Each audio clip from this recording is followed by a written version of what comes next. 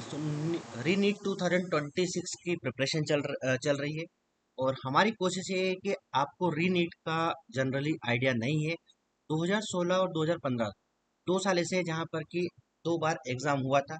री नीट में किस तरीके के क्वेश्चन आते हैं उसका एक जनरल आइडिया लगाने के लिए हम लोग एक क्वेश्चन सीरीज लेकर के आए हैं, स्पेशली हिंदी मीडियम के स्टूडेंट के लिए। इंग्लिश मीडियम वाले स्टूडेंट भी इसको देख सकते हैं क्योंकि क्वेश्चन तो हिंदी इंग्लिश दोनों में रहेगा। तो किस तरीके से नीट 2026 के क्वेश्चन जो वापस से एग्जाम होने वाली है उसमें पेपर टफ आएगा, इजी आएगा या फिर मॉडरेट आएगा, हमें नहीं पता है कि किस तरीके से पेपर आएगा क्योंकि एग्जाम का आइडिया पहले से लगाना बहुत ही मुश्किल होता है।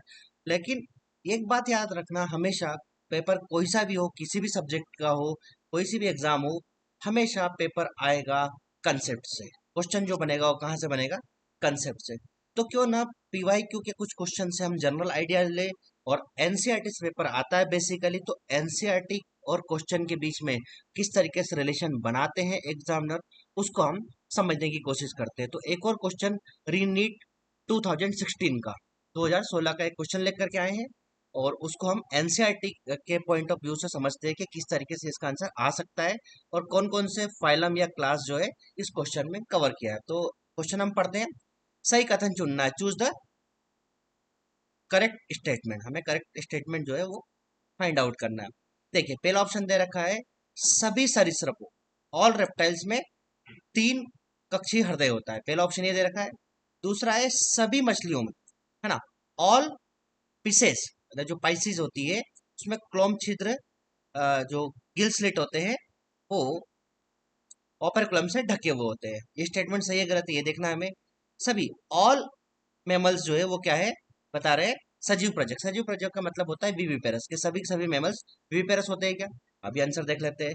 सभी साइक्लोस्टोम्स, साइक्लोस्टोम्स, साइक्लोस्टोमेटा क्लास होता है वर्टिब्रेटा के अंदर में जबड़े तथा युग्मित पक, पक मतलब कि फिन, है ना, absent होते हैं, सॉरी प्रेजेंट होते हैं। ये चार स्टेटमेंट आपने देखे होंगे।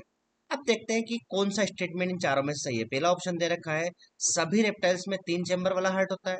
सेकंड ऑप्शन दे रखा है कि जितने भी पाइसिस होती है, जितनी भी मछलियां होती है, उनके गिल्स जो होते हैं वो ओपेरकुलम या कवरिंग से ढके हुए होते हैं। तीसरा ऑप्शन दे रखा है जितने भी मेमल्स होते हैं, जितने मेमरी ग्लैंड वाले एनिमल्स होते हैं, उन वो सब विविपेरस मतलब कि बच्चे को जन्म देते हैं। और चौथा स्टेटमेंट दे रखा है सारे साइक्लोस्टोमेटा जो होते हैं उनके पास जॉ नहीं होता और पेयर्ड फिन नहीं होते। तो इनमें से कौन सा स्टेटमेंट सही है, वन बाय हम वन चेक करते हैं। तो पहला ऑप्शन दे रखा है सभी रेप्टाइल्स में तीन चेम्बर वाला हार्ट होता है। तो देखते हैं ये ऐसा सही है या गलत है। चलिए तो देखते हैं। देखिए, सरीसृप मतलब रेप्टाइल्स, तो आपको पता है कि रेप्टाइल्स के पास जनरली जो है थ्री चेम्बर वाला हार्ट होता है, लेकिन क्रोकोडाइल फैमिली जो एक ऐसी फैमिली होती है जिसमें फोर चेम्बर वाला हार्ट होता है। तो नेचुरल सी बात है कि जिस तरीके से पहला ऑप्शन दे रखा है तो ये ऑप्शन क्या हो जाएगा, रॉन्ग हो जाएगा। ये ऑप्शन जो हो जाएगा वो क्या हो जाएगा, रॉन्ग हो जाएगा। तो नेचुरल सी बात है कि पहला ऑप्शन तो नहीं होगा। सेकंड स्टेटमेंट यदि हम देखें, सेकंड स्टेटमेंट यदि हम देखें तो सभी मछलियों में क्लोम, मतलब एक तरीके से ओपेरकुलम से ढके होते हैं। सभी मछलियों के जो गिल स्लिट होते हैं, गिल्स होते हैं, वो ओपेरकुलम से ढके होते हैं। सभी मछलियां मतलब कि कॉन्ट्रिक्थिज और ऑस्ट्रिक्थिज। पाइसिस का मतलब होता है, देखिए मैं आपको बता देता हूँ। आप सबसे पहले इस टेबल को देखिए। तो वर्टिब्रेटा, वर्टिब्रेटा के सिंपल डिवीजन करे हैं, एक ग्नेथोस्टोमेटा और ग्नेथोस्टोमेटा। एक ग्नेथोस्टोमेटा मतलब जिसमें जॉ absent होता है, उसमें क्लास आती है साइक्लोस्टोमेटा। और ग्नेथोस्टोमेटा जिसमें कि जबड़ा प्रेजेंट होता है, जॉ जो होता है वो प्रेजेंट होता है। अब इसकी दो सुपर क्लास होती है, पाइसिस एंड टेट्रापोडा। पाइसिस जिसमें कि फिन होते हैं, टेट्रापोडा मतलब कि जिनके पास लाइफ की किसी न किसी स्टेज में एनी बॉडी पार्ट में क्या होता है, फोर लिम्ब होते हैं। अब पाइसिस या मछली जो होती है उसमें दो क्लास आएंगे, कॉन्ट्रिक्थिज और ऑस्ट्रिक्थिज। तो इन दोनों को मिलाकर के उन्होंने बोला है कि दोनों के पास जो गिल स्लिट होते हैं, गिल्स होते हैं, वो क्या है, कवर, अपर कुलम या कवरिंग होते हैं। तो अब हम देखते हैं कि जो कॉन्ट्रिक्थिज होता है उसके पास क्लोम छिद्र तो होते हैं लेकिन वो सेपरेट होते हैं और विदाउट ओपेरकुलम। तो कहीं ना कहीं ये वाला ऑप्शन, सेकंड वाला ऑप्शन, सभी मछलियों में क्लोम गिल स्लिट जो होते हैं वो ओपेरकुलम से कवर होते हैं, ये भी क्या हो जाएगा, रॉन्ग हो जाएगा। ये भी गलत हो गया, ये भी गलत हो गया। ठीक है, थर्ड ऑप्शन देखते हैं सभी स्तनधारी सजीव प्रजक मतलब कि एक तरीके से विविपेरस होते हैं। तो नेचुरल सी बात है कि ये ऑप्शन भी आपको पता है कि ये गलत ही है। क्यों गलत है? क्योंकि जो मैमल्स होते हैं, मैमल्स के अंदर, है ना, मैमल्स जो है उनमें एक एग्जांपल है ऑर्निथोरिंकस प्लेटिपस, है ना, डकबिल प्लेटिपस या प्लेटिपस, ये ओविपेरस होता है, मतलब कि अंडा देता है, ठीक है। तो ऑर्निथोरिंकस प्लेटिपस को यदि छोड़ दिया जाए तो बाकी सबके सब क्या होते हैं, विविपेरस होते हैं। ये मैक्रोपस कंगारू को ओवो विविपेरस बोलते हैं, जो आप जानते ही होंगे कि यहाँ पर जो बच्चा आपको दिख रहा है वो क्या है, मदर के जो यूट्रस होता है, जिसको बोलते हैं, उससे अंदर बाहर आ जा सकता है। तो ऑर्निथोरिंकस प्लेटिपस ओविपेरस होता है, अंडे देता है। मैक्रोपस कंगारू ओविविपेरस होता है, ठीक है।